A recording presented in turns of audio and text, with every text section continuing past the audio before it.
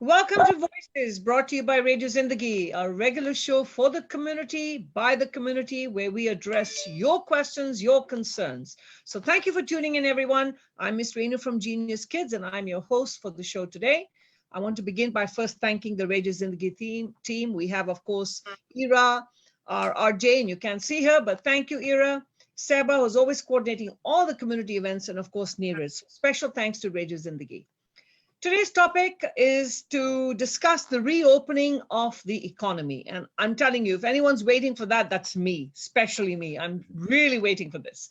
Post-COVID, however, we all know the coronavirus has not gone. It's still here to stay. And as of the news a few minutes ago, it's not going anywhere. So are we ready to reopen the economy? And if we are, what are the guidelines going to be? And just like families and children are learning a new norm of how to deal with life every day, so do businesses, large and small. We all have to adjust to a new norm. And today we brought some experts from different fields to discuss the reopening of this economy. And let me tell you, my mind is boggled. I'm sure the rest of you are too. So hopefully our team of panelists today are going to clarify all these questions for us. And from our last show, we had a lot of questions that we did not get to address. Hopefully we'll get to those too. So let's begin by welcoming our panelists. And of course, I have no bias to women, but I'm going to begin by introducing my women panelists first. And I would like to begin with Council Member Teresa Kang. She represents the North Fremont District 1. Teresa is also the owner of a restaurant in Fremont called the Milk and Honey Cafe. So I'm sure she has been severely impacted like the rest of us, and she'll be sharing her views as a representative and as a business owner. So welcome, Teresa. Welcome to the show. Thank you so much. Thank you. Welcome. Then we have Inga Houston, the president of the Dublin Chamber of Commerce. As we all know, Dublin is one of the fastest growing cities in the Bay Area. Yes, Fremont, I know you don't like to hear that, but it's true. And should I know, because my families are moving to Dublin. But as we all know, she's very active in real estate and she's been there for 30 years. So we're going to welcome Inga, who's actually going to be sharing her views representing the chamber today. So welcome to our show. Thank you. And moving on now to the gentleman on the panel. We're going to have our first guest is Councilman, longtime resident of Fremont, actually grew up in Fremont since he was a kid, Dr. Raj Salwan. He's served in many roles at the city, from Human Relations Commissioner to Planning Commissioner. He has a business of his own. He runs a wonderful animal hospital. So welcome, Raj, and welcome to the show. Thank you for having me. It's a pleasure to be here. Our next panelist is Alok Bhatia. He's a household name in the world of IT.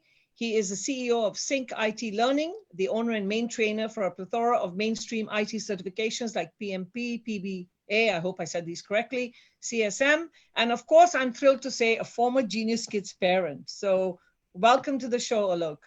Thank you. Renu, you and I go back since my kids were like 2 years old, and I've been so fond of you since day one. And I always just cherish my time that I spent at Genius Kids. Thank you. And I'm so glad to see you're also going gray like I am at the same time. So you're not, but thank you so much. Yes. The new reality. And last but not least, the last guest, who I always call my partner of crime, co-host of my last show, and he's one of my panelists. He's probably end up being a co-host with me today as well. A very active voice in our community, the Vice Mayor of Dublin. Arun is going to share what the City of Dublin's plans are and the challenges. So welcome, Arun. Thank you, Renu, and I look forward to this very enlightening conversation, trying to really focus on the heart of topics and what everyone has at the top of their mind. And I do want to remind the listeners, you can definitely send your questions through Facebook. You can even call Radio Zindagi. They'll definitely post the questions in our window so we can ask them. We're going to try and answer all the questions as possible. So my first question, I'm going to begin with Raj. So Raj, the Alameda County has released orders on June the 5th about social gatherings and how people can meet in this bubble. What I'm confused about, because I want to have a little birthday party here for my granddaughter, is do I have to meet the same 12 people every time, or can I change that group? If you can maybe help us understand that. And also with the spikes that are happening, everyone's saying that the first round of the coronavirus is not gone. We haven't even, I don't know why we're talking about the second one when we're not done with the first. So how is that going to impact this entire reopening of the economy? So over to you, Raj. Thank you, Renu, and thank you for having me. And thank you, Vice Mayor Arun Goel, and of course, my fellow colleague from Fremont, District 1 Council Member Teresa King, and Alok, and of course, our Dublin Chamber of Commerce. We definitely need the business community there as well to make sure we have balanced decision. Well, it's a unprecedented time, so we're facing many different crises all at the same time. It started with COVID and then the economic collapse, and now we have protests. And so we're definitely worried about COVID coming back. In fact, there's some reports that it is coming back and it will come back. It's the new reality, unfortunately. And so Alameda County is trying to take a balanced approach where you start gradual reopening, trying to work with the businesses, but at the same time, not have everybody open at the same time, so we don't have huge outbreaks. In Alameda County, we're one of the last counties that still has more restrictions than the rest of the counties. And so the health officer recently decided to use this social bubble concept. So I get a lot of backlash on that online. People don't like the term social bubble, or what is this, or, you know, it's just, it's a term that's used to define a group of people that interact regularly. So we all have our BFFs or our diehard friends that we see regularly. And so they could be part of this group, and there can only be 12 people at a time. What that means is 12 people that you know. You can't have multiple 12 people groups. It's gotta be just one social bubble. Okay. And so basically you stick together for about 3 weeks. So for 3 weeks, you have 12 friends that you like.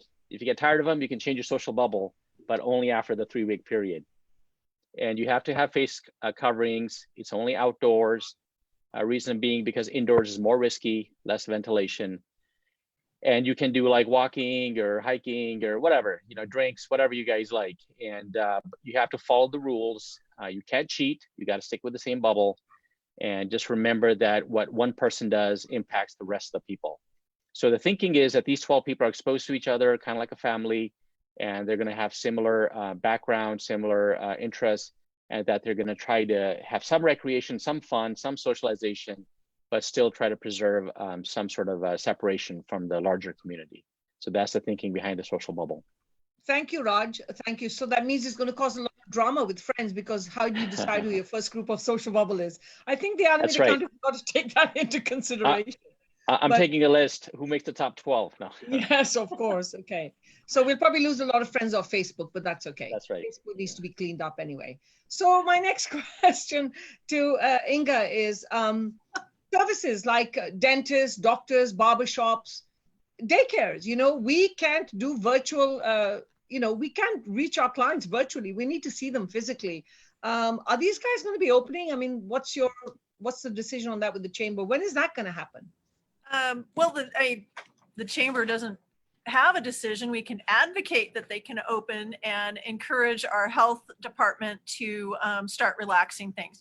But places like dentists, they've been open all along, but they follow the CDC guidelines, and they've been encouraged to only treat emergency and urgent care and postpone preventative care like cleanings and such. So my brother-in-law is a dentist, as a matter of fact, and he opened last Tuesday, but he is in Oroville.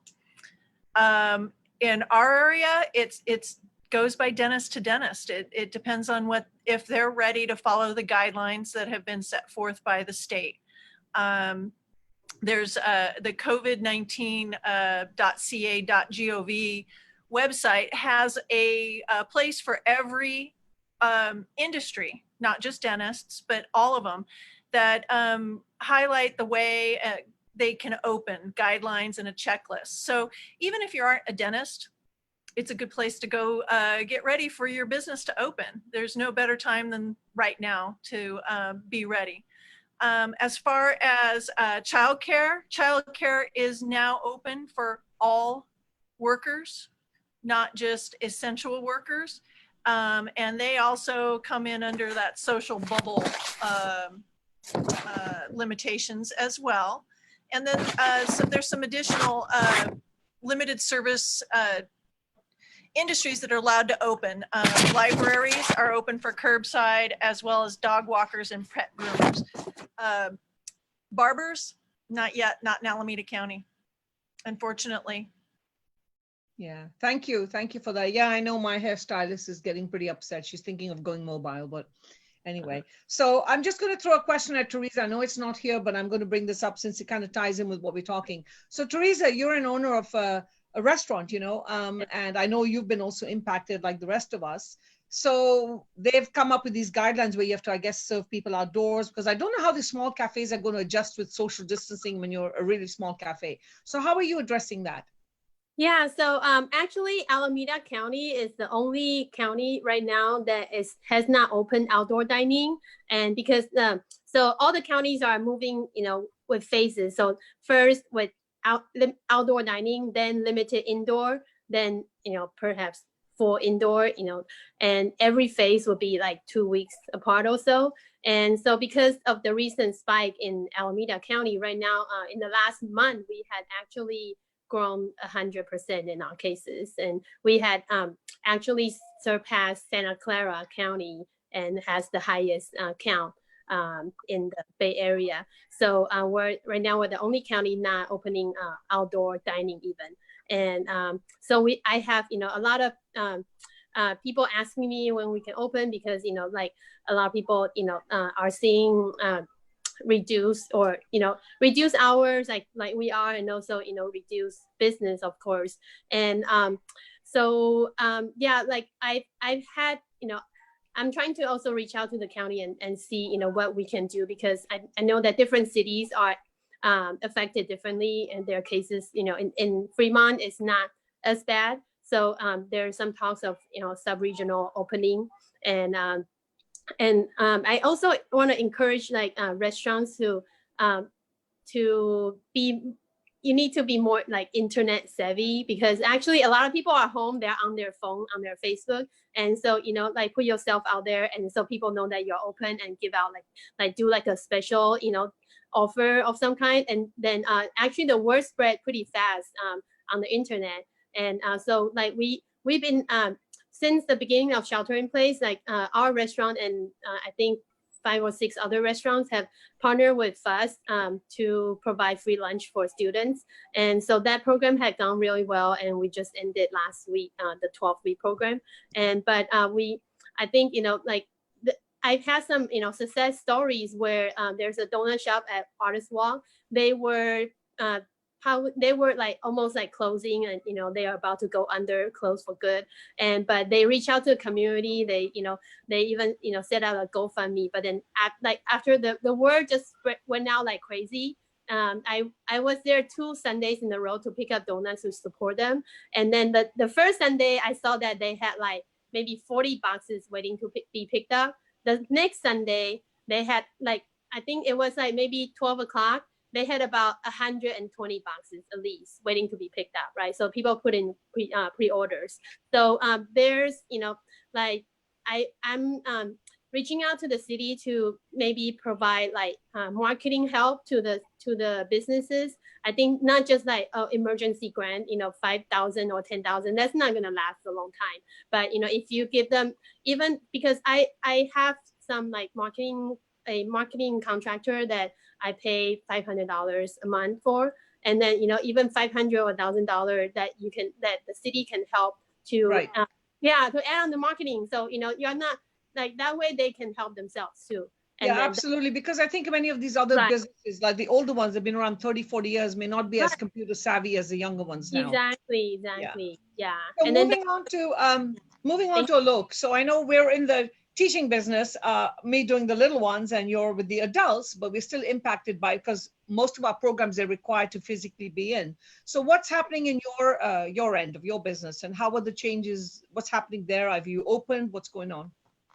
Yeah, Renu, almost all of our IT certifications like project management, Scrum Master, all these IT certifications that people need, even though they are pretty high up already, they were almost all of them face-to-face. 90% of certification companies like mine or Strategism or C Prime, these big names in the Bay Area, we all used to get scores of people in our facility, and that dried up on March 15th. So most of us, scrambled to kind of move our courses online, bring up learning management systems that were not needed before because all the communication and the interaction was face-to-face.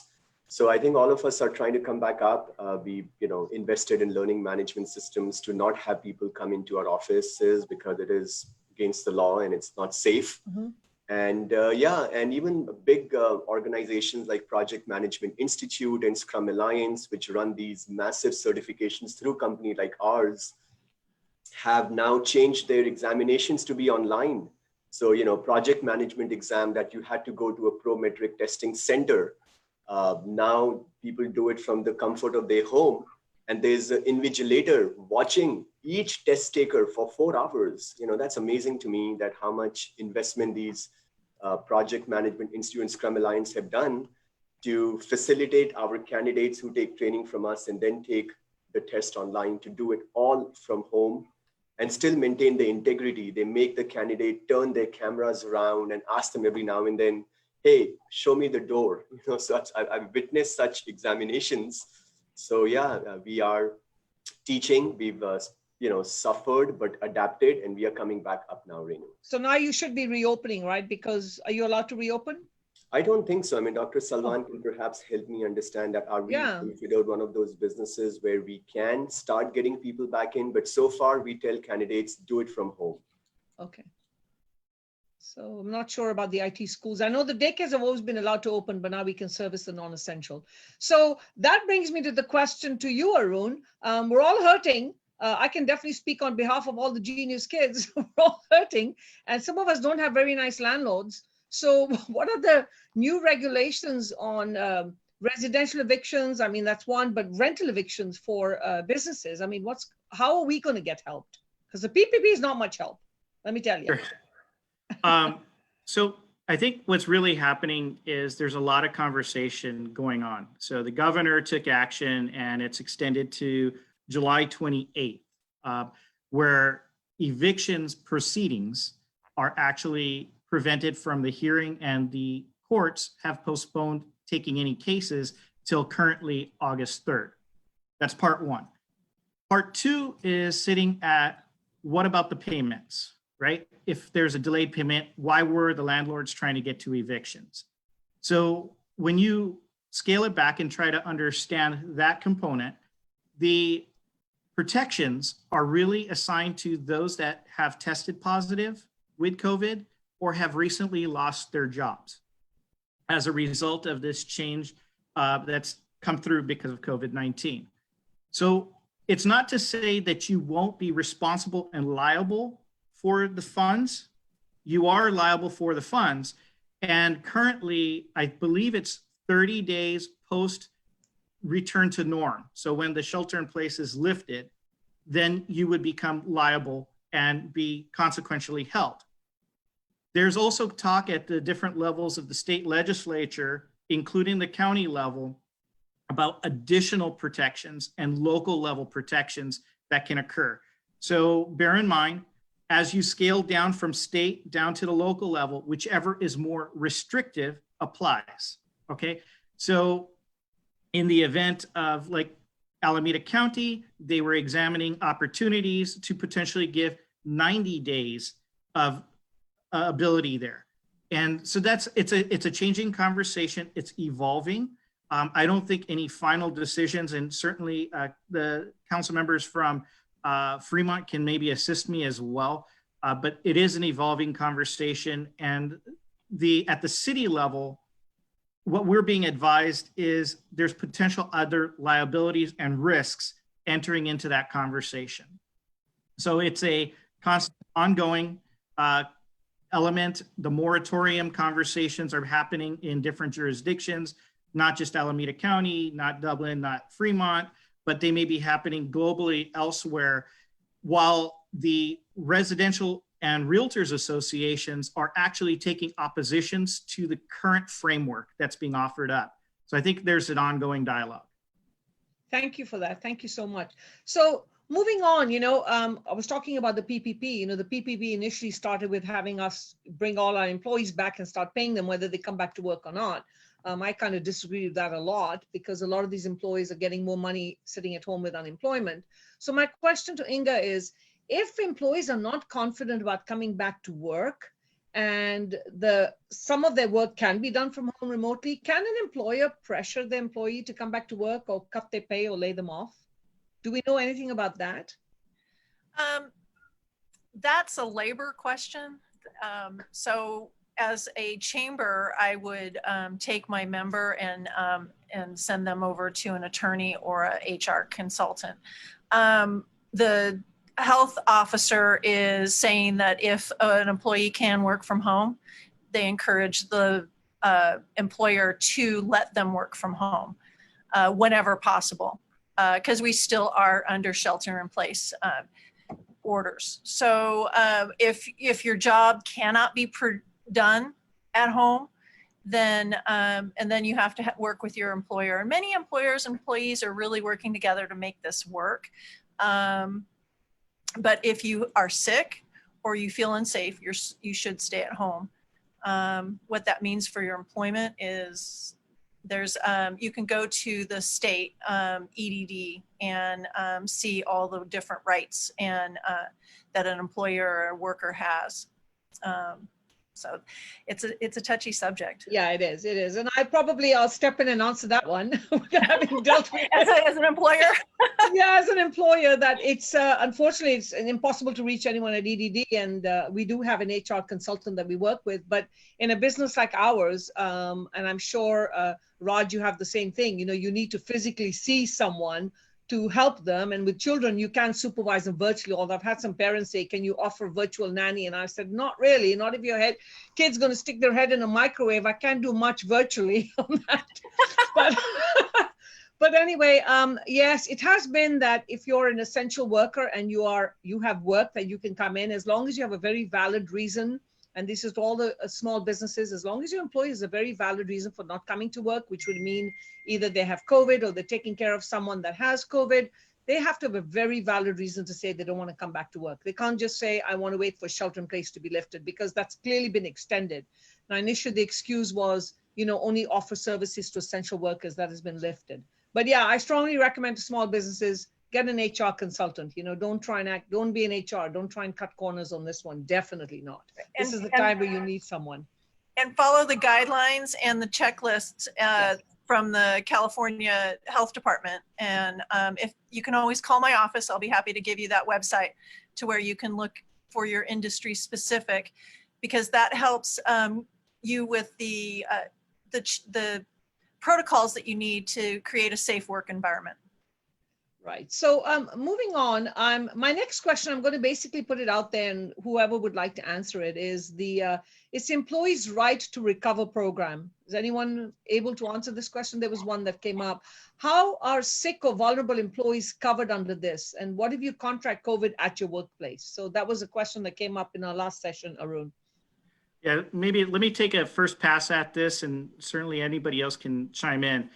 My understanding is that EDD has some abilities to protect, and it's just kind of like if you were to have gotten ill before, you would go ahead and go through the EDD process, and that coverage would have you there, right? Because you're going through a formal state guideline process. It'll protect you for a certain amount of wage earnings during there, but they are going to validate and verify just like it would have been before. So the timelines are supposed to have been improved. The governor had indicated that the EDD had staffed up significantly more since the original shelter in place went into effect. And definitely anybody else want to chime in to add some light to that will help. So then my question is to the cities. I know I'm not sure if Dublin is, I got it for Fremont, but the businesses, I know the city of Fremont had some grants that were going to be given out to businesses, and everybody applied within 5 minutes, and many of us got rejection emails. I'm just curious to know what was the selection process? How do you decide who to give a grant to and who not? Because I've dealt with a lot of politics at city level, which I'm not going to get in today, but I'm just curious to know, because I had so many businesses in my jurisdiction that said we all applied within 5 minutes. How could it be that we didn't get this grant? So Raj, to you maybe, or Teresa? Sure. Well, so just so it's a process, most I can't hear you, Raj. Received by the economic development. Okay. Oh, But now, me now? Can you hear Hear him, me? Arun? You are breaking up, Raj. You're breaking up. Yeah. Yeah. Yeah, Raj is, I Oh, think he just lost signal.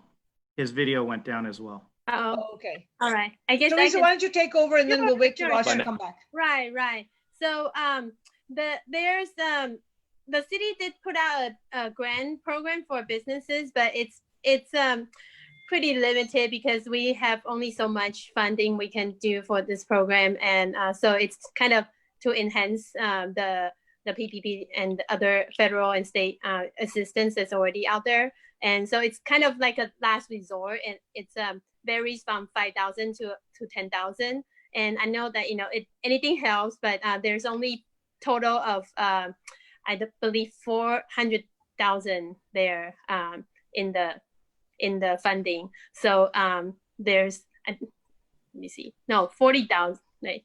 Okay, so only up to like maybe 80 businesses can be granted this special grant. So I think so for us, we didn't apply for it because I want to leave it to others to that are more that need this money more. But I believe that the businesses are asked to put in a statement to describe how what their special circumstances, and then they evaluate. And then I know that for there's also like an emergency rent assistance. So that one is by lottery. So the city has put out both of these programs for kind of like a last resort, so help people out a little bit. Okay. Raj, Right. sorry, we lost you in between that. Maybe you could pick up from where we lost you. I'm Oh, just sorry. curious to know how they selected it. yeah. So, in a city or like a family of many mouths to feed, right? So every single business owner has a story where how much they're suffering. So it's hard for us as politicians to make those judgments. So we have kind of a apolitical process where we have our economic development team make those decisions.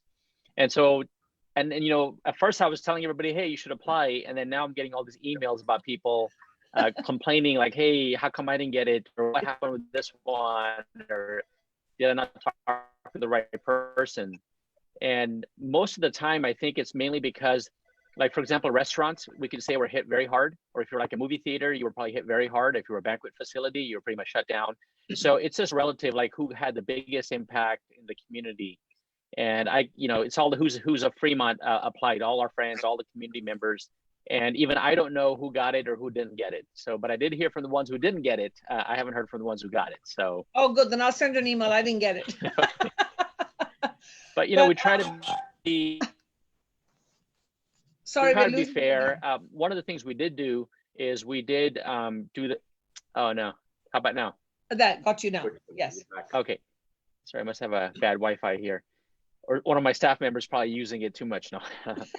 But yeah, but we did have a moratorium on commercial and rental for residential evictions early on, and so we have been trying to work with the business community, but there's never enough money for everything. So, but definitely, I love your email so we can talk to staff and maybe they can tell us why some people got it and why some didn't.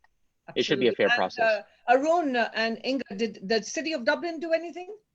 Yeah, so at the city of Dublin, and I'll let Inga also chime in because she's going to share a business perspective and maybe has got some more insight. But what we did was we reallocated our business finance that we had allocated from our garbage collection fees. They actually provide us fundings to help procure businesses into the city of Dublin. And that totaled about $500,000. We opened it up on June 1st. And within the first half an hour, we were oversubscribed by 2 times the amount. And 70% of the applicants were restaurants. But a little bit more framework that happens as far as what does the selection process, to kind of talk to you about that. The way our staff put it together was they piggybacked off of the state applications, whether they got it or they didn't, and they had the similar restrictions of what it could be used for. So we applied that, and it was on a first come, first serve with a timestamp on the application. So bear in mind, we had X amount of applicants. Maybe we could have supported about 180 entities. on average, when you look at it, between the $5,000 to $10,000 range, and it potentially could be a forgive. Okay, but when it actually comes down to it, the selection process is going to be first in, first out on a complete application process that's completely auditable based on a timestamp of the application. So they really tried to create a fair, transparent process, no atypical, no third-party intervention, nothing like that. And then the clauses of conformance were obviously going to be inside of the contract as well.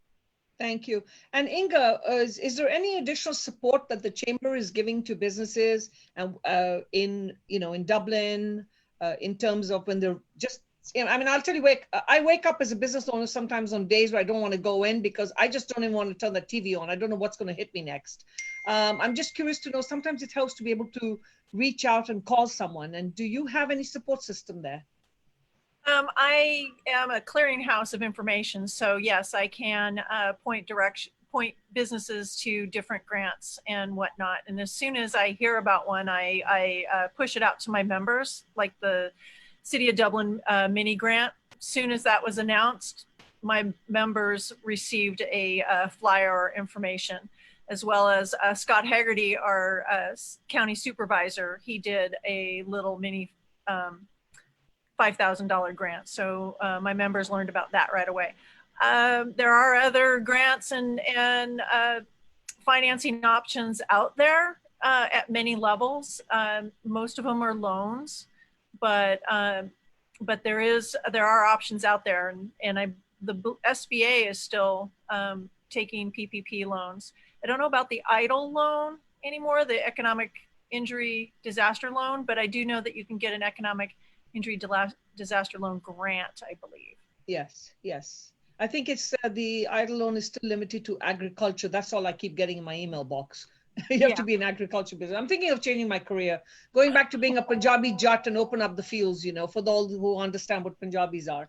But my question to you, Alok, I like to lighten up the conversation sometimes because trust me, this is my bad jokes. But Alok, my question to you is, can you let us know ideal certifications needed for job seekers? Because I'm sure there are a lot of people out there who are thinking, okay, what else? What can I do? Some people in the IT have left to open small businesses. Maybe those are not working out. What are the best things that they can do? And what are the, if they want to step back into IT and for first time internships, I mean, educate people on what they can do if they want to come back into IT or use the lockdown to sharpen their skills. I am amazed what people have done in the last 3 months. People who never took certification courses are now coming back. And I just find that so invigorating that people are making the best use of this lockdown and sharpening their IT skills. And after that initial 1 month hump, we actually got 30 people in our project management professional training, which we've never gotten before. We used to max out at 15, 16. So yeah, I mean, courses are there that help people get into IT. There are courses which help people progress in IT if they're already there, move fields from being a technical programmer to project management and product management. So there's plethora of courses out there where people can either move within IT to higher paying jobs or more, jobs that they like. Some people don't like to be programmers. They want to get into management. And again, there are companies like Sync IT Learning who offer such courses. So absolutely, I would love to get calls from people about what courses we offer. I have something to add there. Yes. The Tri-Valley Career Center here in the Tri-Valley in Dublin is offering free Coursera courses. Right. And it's not just IT. It's all sorts of topics and industries that you can do to sharpen your skills. If you want to take an accounting class or learn something like that, you just need to sign up by, I believe, August 31st and complete the class by December 31st. So if you need the information, call my office. I'll be happy to share it. Sure. Could you give your number really quickly? 925-828-6200. Thank you so much. So we have a question from one of our listeners, Mohammed Murtaza, and I think this question is probably for Alok. He says, my question is for staffing companies. Is the quality of education in IT space going to suffer if we go exclusively online? No, I think that's just a question, not just for staffing companies or certification companies. I think across the board, my kids go to 11th and 12th grade, and I see them much less involved in studies than they were when they were going face to face. And I think it's the same thing with IT certifications. I mean, no one can take away from the fact that the most effective communication is face to face, and that, you know, repartee between a mentor and a student. But yeah, you know, with these tools like Zoom and learning management system where you can doodle, I'm a big fan of Salman Khan Academy. And I actually went on Salman Khan Academy website and see how does he do it so well, you know, kind of picking up his techniques and tools. So to answer Mohammad's question, definitely there'll be some degradation of quality, but we are trying to do as much as we can to make it as real life as possible. We figured out in Zoom, there's a way to create these pods where, you know, a class of 20 people is being taught, but then when they do their exercises, they can break off into teams of 5 and then come back and present their little presentation to the entire team. So we are doing that now. Great, that's great. We have another question from Sunny Chopra, and it says, is it being tracked as to what percentage of COVID-19 positive diagnosed people are seriously ill in Alameda County? Who'd like to answer that one? So I'll go ahead and take the first pass at that. And I can obviously pull up the information, but the Alameda County Health Department actually created a dashboard in line with the state government to really focus in on what age brackets are impacted, how many are in ICU, how many are critical ICU conditions, how many are hospitalized, and then obviously how many deaths, along with how many recovered. And it's down to the city level, at least for Alameda County. I do know Contra Costa County has something similar as well, because what they're really trying to do is understand also with race, ethnic, and gender differences, where are the impacts and if it's isolated. Because initially, when the shelter in place went on throughout the nation, there was some indication that there may have been targeted racial groups or targeted socioeconomic differences and how that level of impacts. And what we've seen as a result of that feedback is community-based organizations and nonprofits really started to focus in on some of those groups to, for instance, homeless, and how to make sure that they had the necessary protection and that the shelters in place were occurring. The state came up with Project Room Key to really support the homeless, to make sure that they were provided the necessary accommodations for recovery. And I believe Project Room Key also has a separate program which was supporting essential workers that were far away from their place of work to allow them to come back for a quick rest. So for instance, the nurses and the doctors. So the more statistics are coming out, and the health organizations at the county level are really focused in on trying to acutely answer that, so that as we continue to learn, we adjust. You know, Alameda County, they've, like Teresa had mentioned before, is one of the slower moving counties. We do have a significant hotspot. And as a result of that hotspot, the entire county is being held in that position. So what we did at the Tri-Valley level is we had said to Dr. Pan, hey, as a sub-region, we only have 4.5% of the overall incidence. Why don't you allow us to move out of the overall phasing option and do so? That letter went across, I believe, late last week or early this week, and was also supported by our county supervisor.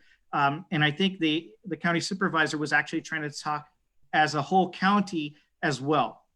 So I think, you know, everyone's learning and everyone's trying to move forward on this statistical and fact-based information that the governor's office was pushing for initially. And Dr. Pan is in deliberating stage of that information. Thank you for that. And one of the questions that's come up, which I will address now, it's about schools. People want to know how will the schools get up to restarting and the preventative measures that they're taking. So I know public schools are still trying to make decisions about whether they're going to go hybrid, what they're going to be doing, definitely going to have reduced classrooms. I will talk on behalf of the preschools, all the daycares, and of course the after school programs. we were severely impacted. And even though we were allowed to open and continue to offer care to essential workers, still there were many essential workers that had families at home, and even they were hesitant to send their children initially. So most daycares were actually shut down for at least about 60 days. They're starting to open up, and we're already implementing what we call the social bubble in the classrooms.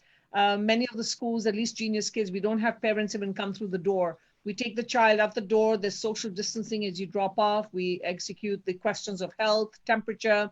We disinfect all the bags, the shoes of the children, and all the staff temperatures are taken. And then we are allocated to only 10 kids per classroom, and we're not allowed to change the teachers. So for example, if there are two teachers in preschool, then those two teachers now cannot even mingle in the lunchroom with another teacher. And they can't even mingle even if we need help in an infant room. Like before, we used to be able to borrow teachers from one room to another. Definitely doing social distancing between kids. Very hard to do that with infants because, you know, you're still maintaining the ratios of 1 to 4 or 1 to 6. But for the parents to understand out there, you know, we're off washing hands. We were already as daycares disinfecting our schools all the time. Now we disinfecting them practically every 30 minutes. And the teachers are wearing their masks. And we're encouraging 3-year-olds and up to get used to wearing a shield, not a mask, because it's difficult to wear a mask all day long, but definitely the shields. And we have that on our website. But that's the person who asked me the question about daycares. And we encourage parents, you know, I mean, this is my take on it. I'm a mom and I'm a grandma, and nobody wants to leave planet Earth so quickly right now. None of us want to go anywhere. But I think you have to have customer confidence, and you have to make sure you go to a place where you know you're going to get the confidence that you need for your child or for yourself as a class or even as a restaurant. And I definitely feel that both as a consumer, as a business owner, we need to support our businesses. You don't want to see businesses closing down because eventually you're going to need them. I mean, I don't think we're going to be spending the rest of our lives cocooned in the house. So we're all going to be able to, we all have to step out one day, you know, and I really feel that it's so important, as Teresa mentioned, supporting the donut store. Support all your businesses because it's so important to keep them alive. A lot of people think, oh, we got these big loans and we're all sitting comfortable at home. No, those loans did not help. Let me answer that one for you. But yeah, Arun, I know there was something you wanted to discuss as well. I'm going to go back to my questions. There were so many coming in. Can anyone answer if there are any more SBA loans still available to small businesses? That was another question that came up. I think Inga, you had a good update for that as well. Yeah, there are SBA loans that are still available. I believe you can still apply for the PPP loans, and then there's just the regular SBA loans, and there's an emergency bridge loan as well, if you already have a relationship with the SBA. Thank you. And Alok, there's a question that's come for you from Mohammed Mukram. He says, what kind of courses should we opt to establish ourselves in the IT market? I would say the best kind of course to do to get into IT market is something that doesn't require a mainstream computer science degree. And we have thousands of people who, you know, companies like ours have established in IT. They're doing extremely well. And that is the field of business analysis and project management. You just need to be a smart, well-spoken, overall intelligent person who doesn't need to know programming, because a lot of people think IT means programming, but there is maybe 60% people in IT who don't program, but they run all the supporting organizations like, you know, requirements and quality assurance and things like that. So to answer Mohammed's question, business analysis would be the way to go. Thank you. Raj, I have a question for you. You know, Fremont was building downtown Fremont with all the little restaurants and stuff, and hopefully those will open soon, I hope. But, and this is a question for Teresa too, being in the restaurant business. So restaurants are now gradually opening for outdoor dining on sidewalks. Is this going to lead to carless streets? I mean, what's the plan for the city of Fremont if that happens? If we can't be sitting inside, what are we going to do to help these businesses for outdoor dining? So the good news is that our staff is working on an outdoor dining policy. So we will close down some streets where people can have restaurants, outdoor eating, and do physical distancing. And so we're primarily looking at our main historic districts like Niles, Mission San Jose, downtown, Pacific Commons. So I think there's a lot of interest from our restaurant operators. And so we're definitely going to be doing something like that. It should be rolling out soon. We don't want to roll it out too soon because even if we roll it out, it's not going to be implemented But we do have a lot of ideas on that. We're also looking at certain restaurants where they have private shopping centers. They have a lot of parking spot. They can just feed people in their parking lot. So Okay, that's great. Yeah, I saw someone posted on Facebook. They put an outdoor tent in a parking lot today to start having people coming in and sitting outside. So yeah, well, Yeah. part of the thing is you want to open. So I mean, as long as the tent's not too enclosed, I think as long as it's open, people are spread out. I think that would work well. So we're So open to this- all kinds of such proposals. Great, thank you. So this is a question basically to all the people representing the city. Is the Tri-Valley and other areas within Alameda County all going to open at the same time? Because you have the county saying one thing and then you have cities saying different things. So even when we had the protest, everybody was different with their curfew times. It confuses people a lot, especially if you work in Fremont and live in another city. So who can answer that? We can start with Inga.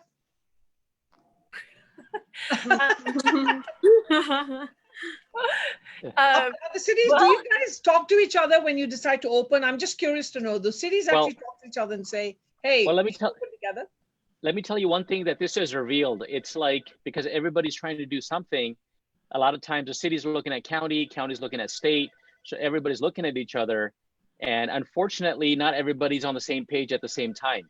So sometimes it comes down to political pressure. So for example, our community was so concerned about COVID, people wanted us to close it down on day one. They were so hypersensitive and sending us videos of schools being closed down. And the county was like, what are you guys talking about? And so a lot of these actions we had to just take ourselves. And then so we take an action and the county would take an action. And so pretty much the rule of thumb is whoever has the more strict action, that's when you go with. And also, the higher agency has more power than the lower agency.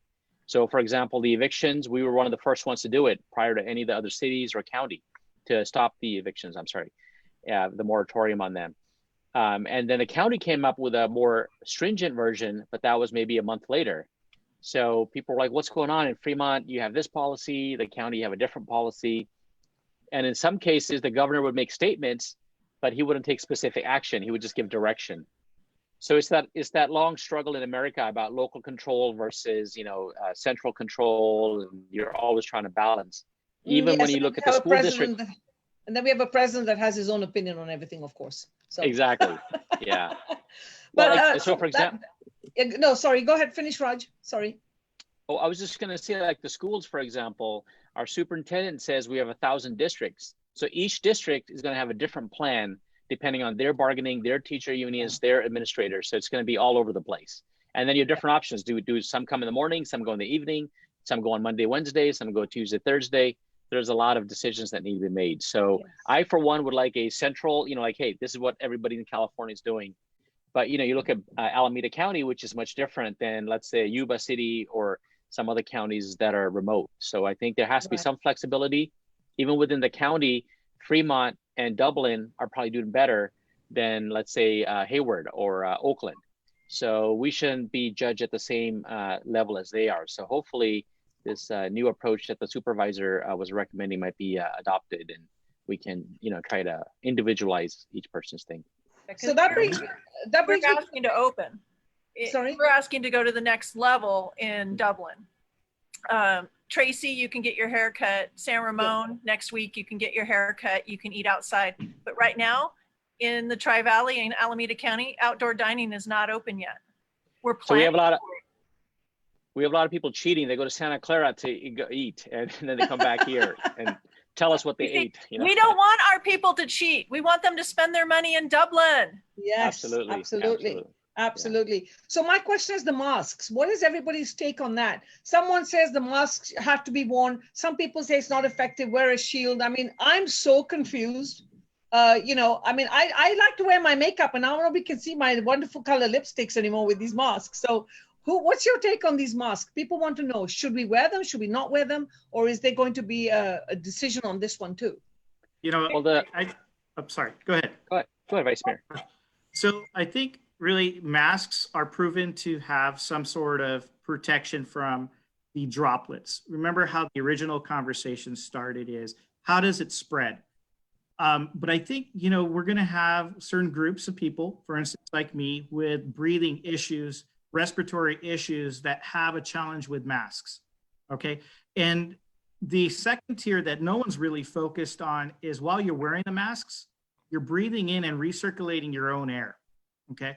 So do face masks work? The answer is yes. It prevents, it helps the spread, right? I mean, underneath the new shelter in place order in Alameda County, they've gone to this thing of saying, hey, if you're going to go outside your house, you must wear a mask if you're going to be within 30 feet. It's no longer the 6 feet if you're within 30 feet of anybody, and especially if they're not part of your social bubble. But in your social bubble, you still got to wear masks. And then the condition of when you return to work, right? Wearing the masks at work. How is that all going to phase out? So there's also the different grades of masks, but then you also have to make sure that the appropriate sealing all along the cheekbones, the nose, and the air are working correctly. So a lot of people are having to make their own masks. Some are very loose, some are very snug, but the just right around the nose, snug along the side, and all the way under and tight are the ones that work the best. But there was this whole thing, Arun, about how you can get it even through your eyes, and that's why the shields are so much better. So do you wear a shield and a mask? Well, and that's, you know, one of the community-based organizations actually founded by a youth here at Dublin High. And I believe there's another organization called Himanti that was formed by some youth, or actually college-bound individuals studying medical. They really focused on the face shields and the face masks, and also working to support our local businesses and those in need. So your food banks, you know, you got food supply coming in, you're trying to help a shelter. They're having their own challenges, just trying to keep the food rolling. They're running out of grant funds. And so these different mechanisms are there to help. The shielding is there. It's additional protection. It's also to ensure that the droplets don't get into whatever you may be consuming. And the other piece is consumer confidence, right? Teresa, I'm curious to know, in a restaurant, if I'm going to come and sit outside, I have to wear a mask. How am I going to eat? Well, underneath the new shelter in place order, they allow you to remove the mask as long as you have the distancing kept and the maintenance over, and you're within your social circle. Then for consuming only. Yeah, that's why the restaurants are the last to open, to be relaxed, because when people are inside, you know, they need to take off their masks. Yeah, right, they need to take off their masks. Yeah, and then, like, if you go to, like, you know, shopping at stores and stuff like that, you know, you have your mask on. But I do agree that masks have proven to be effective in areas that, you know, in countries like Taiwan, where I was from. They started wearing masks back in January, and then they like the government started recruit companies to manufacture masks, and for the government to supply each citizen masks for free, like 3 or 5 a week. And so, you know, like here, I think, you know, we didn't advocate wearing masks earlier on because there's just no mask to buy that early, right? Back in February, March, right? And so we didn't start wearing them until probably maybe April, right? And then so I think, you know, and then now with Alameda, you know, seeing the cases spiking up again, we are like even putting more restriction that you need to wear a mask even when you go outside. So just so that, you know, we don't have to go through, I think that the more careful we are, we can get through it faster. So we have a few more minutes left because we started a little late, so we went over a little late. We have about 4 minutes left. So what I think I'd like to do at this point is, because last time after our last show, a lot of people said, we want to be able to reach some of the speakers ourselves independently as well. You know, so maybe if I'll start with the young ladies, of course, and then I'll get to the gentlemen. If everybody can just give a closing statement as to what your thoughts are on the reopening of the economy, just 1 or 2 lines, and then a way of someone contacting you if they have a specific question, because some people do have specific questions for specific people. So Miss Inga. Hi, the Dublin Chamber is here advocating for businesses to open in a safe way. Thank you, Arun. And we really, really, really want to help our businesses open, and it's never too late to start, even if your business is not ready. Call me. We'll get you in touch with the guidelines and the checklists so you're ready. the thing is the shelter, the orders come out and it's usually the next day you can open. So be ready. So you Thank can you. jump on it. And Thanks, you can Inga. reach me at 925-828-6200. Thank you so much. Miss Teresa, Yes, thank you. Fremont. Yeah. What can your Okay. district and other people in Fremont do? Yeah. So I think this is definitely an unprecedented time, and hopefully only once in a lifetime experience that we have to go through. But during this time, I actually been seeing a lot of positive things in the community. People helping out each other, donate masks and donate food, and so just hanging there. And if you in your family or your business is having a really rough time, still reach out to the city, and we will try to help you. Yeah. Thank you. Raj? Yeah, well, we are in unprecedented times, and I think this is our generation's World War II or Spanish flu or whatever you want to call it. And I do think that we are resilient, and we will get through this as small business owners and as a society. I think we will overcome. And so we just need to be patient, show empathy towards each other, and support our community, support our businesses. And I think a matter of a year and a half, we should hopefully be on the other side of this. And hopefully we can all toast to what all we did, what all the good things we did to make this a better time, and how we conducted ourselves. We behaved well, we treated each other with respect, and we got through this stronger than ever. I'm seeing a lot of good things right now. For example, I see people walking outside. I never used to see people outside at all in my neighborhood. They'd always be stuck in their big homes and doing whatever they do. So you're seeing more families connecting. You see the kids are back. The family structure is back again. We're adopting some new Eastern philosophies. I mean, shaking hand was kind of the norm, but now we're going to like namaste, so you don't have to touch anybody. Yes. Practices, we used to laugh that, people in Asia would wear masks. We're like, why are they wearing masks? And here we are, that's the new norm. We're all going to be wearing Yes. masks from here on, at least for the Right. short term. Thank And you, so- Raj. Thank you so much. Thank you. for having me. And you can always email me at rsol1@fremont.gov. Thank you very Thank much. you. And thanks for the great Alok. program. Alok, what do you have to say in closing? And I know if you could give your website out, some people are asking about courses that they can do. So Sure.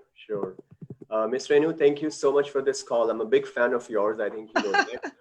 I'm fond of education. then you need to have more babies and send them to me. I'm gonna say that. I'm fond of learned people. And if I could become a kid again, I'll attend Genius Kids. For sure. my- Thank you. Kids, Arnav Rohan, learned from you in Ardenwood School. And if I have grandkids, they're coming to Genius Kids.